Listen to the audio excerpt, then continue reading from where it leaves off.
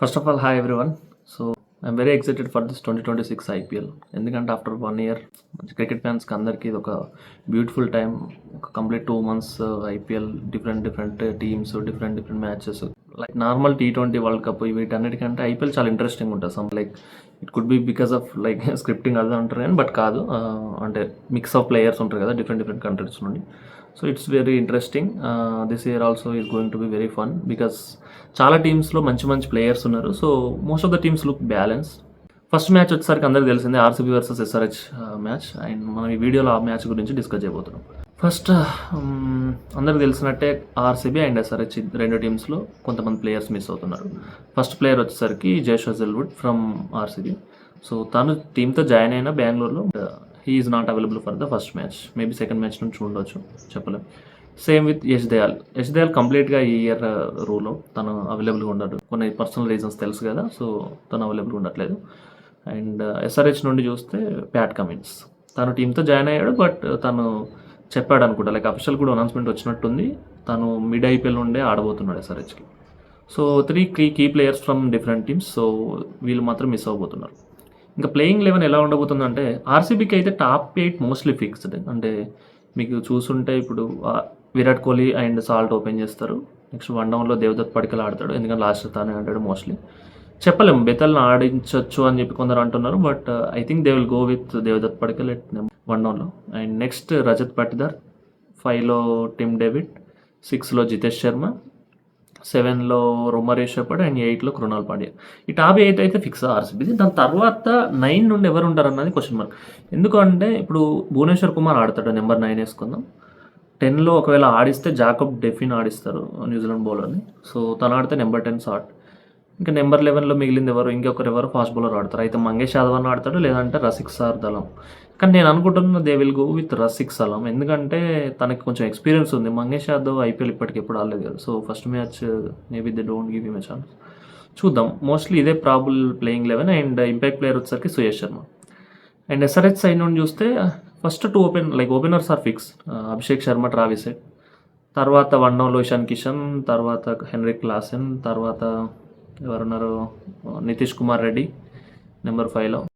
So number 6లో mostly Liam Livingstone ఆడబోతున్నాడు అనుకుంటున్నాను నేను, ఎందుకంటే తను ఒక all-rounder and he can bowl some half spin also, some spin, leg spin both, half spin రెండే వేస్తాడు. అండ్ నెంబర్ 7లో అనికేత్ వర్మ, లాస్ట్ ఇయర్ ఎస్ఆర్హెచ్కి మంచి ఫినిషర్గా చేశాడు. సో ఇయర్ కూడా తనే కంటిన్యూ చేయబోతున్నాడు మోస్ట్లీ. నెంబర్ 8 హర్ష్ డూబే, జయదేవ్ ఉనట్కర్, హర్షల్ పటేల్, ఇంకా డేవిడ్ పైనే. అండ్ లాస్ట్ ఇంకా 11 ఎవరు ఉంటారో అర్థం కావట్లేదు. అంటే లైక్ అంత ఇంపార్టెంట్ ప్లేయర్స్ ఎవరు లేరు. సో ఎవరిని తీసుకుంటారో అదొకటి కొంచెం క్వశ్చన్ మార్క్. అంతే, మోస్ట్లీ ఇదే టీమ్. సో టీంలో పాజిటివ్స్ అండ్ నెగిటివ్స్ అంటే ఆర్సీబీలో పాజిటివ్స్ వచ్చేసరికి టాప్ 8, అంటే టాప్ 8 బ్యాటింగ్ లైనప్ చాలా స్ట్రాంగ్ అనిపిస్తుంది. And they all are minimum guarantee players. అంటే మోస్ట్ ఆఫ్ ద టీమ్ మీరు చూస్తే మినిమం గ్యారంటీ అండ్ చాలా కన్సిస్టెంట్గా ఆడే ప్లేయర్స్. మీరు విరాట్ కోహ్లీ దగ్గర నుండి ఎవరిని తీసుకున్నా కన్సిస్టెంట్గా ఆడే ప్లేయర్స్. సో వాళ్ళు ఎస్ఆర్హెచ్ అంత అగ్రెసివ్గా ఆడకపోయినా they can score at least minimum 200, some that kind of players.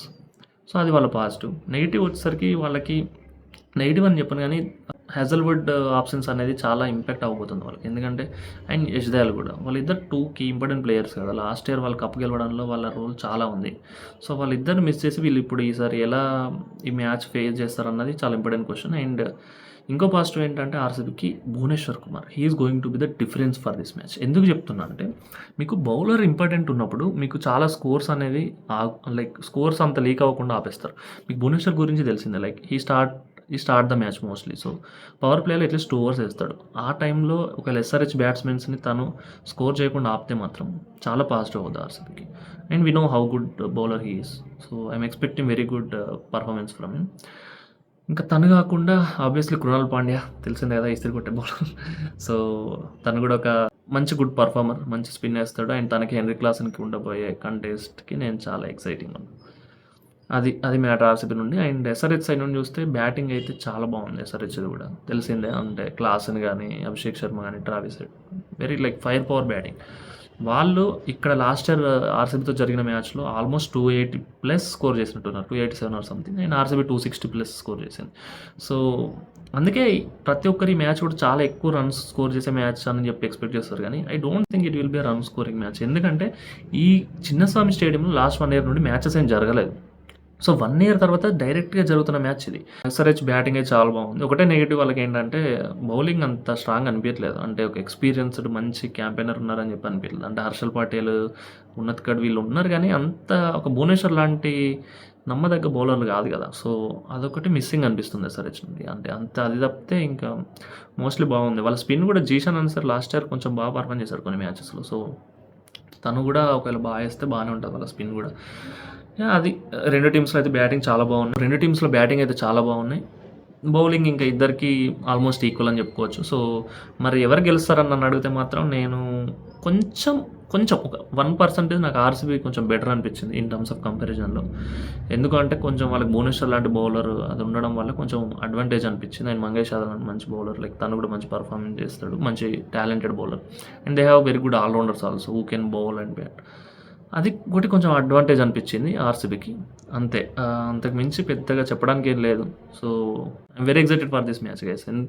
ఎప్పుడు స్టార్ట్ అవుద్దని ఈగర్గా వెయిట్ చేస్తున్నా. సో 7:30 అవగానే ఫస్ట్ ఆన్ చేసి. అండ్ గుడ్ థింగ్ ఈజ్ ఈసారి మనకి ఐపీఎల్ ఒక సెరమనీ ఉంటుంది కదా స్టార్టింగ్ అప్పుడు, అట్లాంటిది ఏం లేదు. డైరెక్ట్ మ్యాచ్ స్టార్ట్ చేస్తున్నారు, విచ్ ఇస్ గుడ్ థింగ్. ఎందుకంటే వచ్చి వాళ్ళు డ్యాన్స్ చేసి అదంతా చూడడం అంత ఇంట్రెస్టింగ్ అనిపించింది. ఎందుకంటే క్రికెట్ ఒక ఎంటర్టైన్మెంట్, మళ్ళీ ఇదంతా ఎవరు చూస్తారు చూడు. So very excited for this match. Thank you. మీకు కనుక ఈ వీడియో నచ్చుంటే లైక్ చేయండి, అండ్ ఆల్సో మన ఛానల్ సబ్స్క్రైబ్ చేసుకోండి, so that you don't miss any cricket updates.